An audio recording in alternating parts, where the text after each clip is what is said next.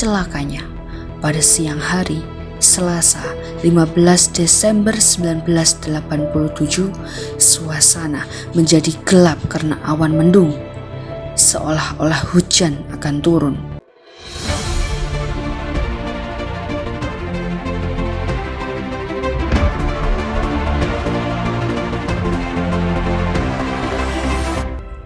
Kisah kelam ini terjadi di Gunung Lawu pada tahun 1987.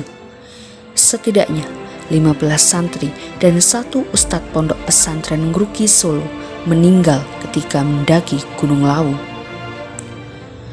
Mereka sempat bertahan di atas gunung dan mencari jalan keluar menuju perkemahan. Naas, perbekalan yang minim, dan cuaca buruk membuat semua rencana berganti dengan tragedi maut. Pada awalnya, total yang berangkat kemah di Gunung Lawu sebanyak 119 orang, termasuk ustadz, pembimbing senior, karyawan, dan juga santri. Bekal yang dibawa berupa dana Rp148.800 serta 200 kg beras.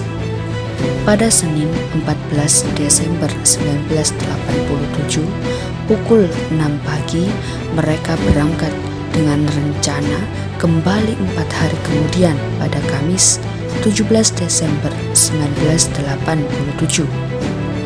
Pukul 10 mereka tiba di Tawangmangu dan melanjutkan perjalanan ke bumi perkemahan Mojosemi menggunakan beberapa kendaraan.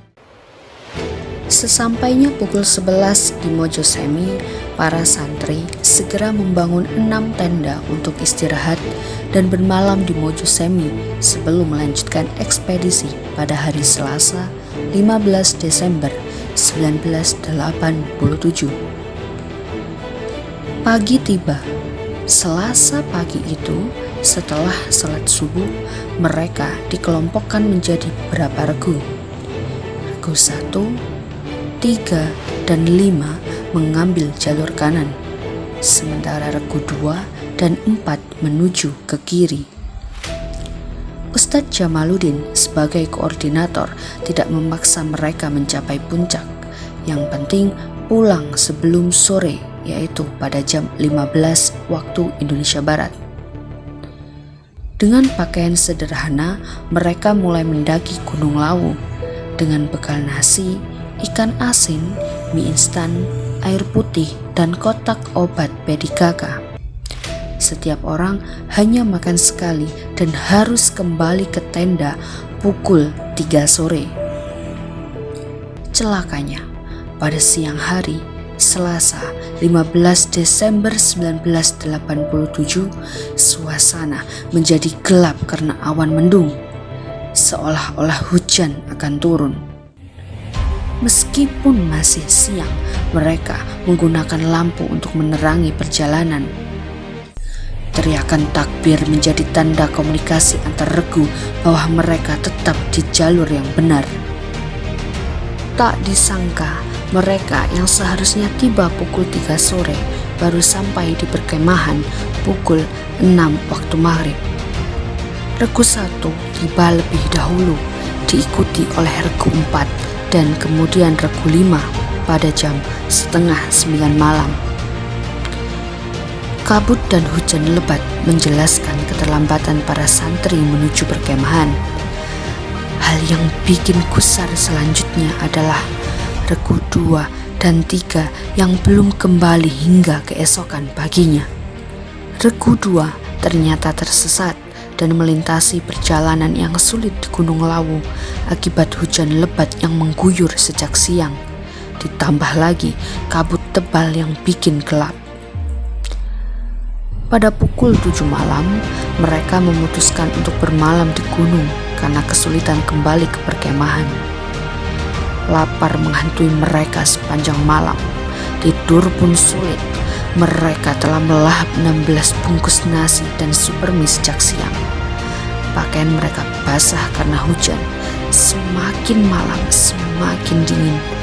Beberapa anggota regu 2 jatuh sakit.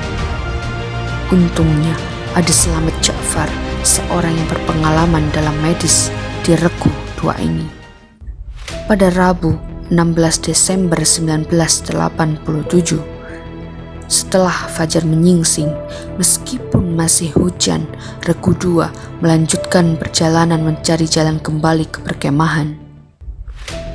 Dengan sisa tenaga, mereka berjalan hingga pukul 8 pagi dan akhirnya mereka menemukan sungai. Mereka memuaskan rasa haus dan lapar dengan air dan tumbuhan sekitar. Mereka mengikuti sungai tersebut hingga menemukan pipa selang air dan akhirnya tibalah mereka di perkemahan Mojosemi pada pukul 10 pagi. Regu 2 pun selamat. Namun sebaliknya, Regu 3 belum ada kabar. Ternyata Regu 3 tersesat dan banyak yang tidak selamat. Kisah kelam Regu 3 ini akan diceritakan di episode selanjutnya.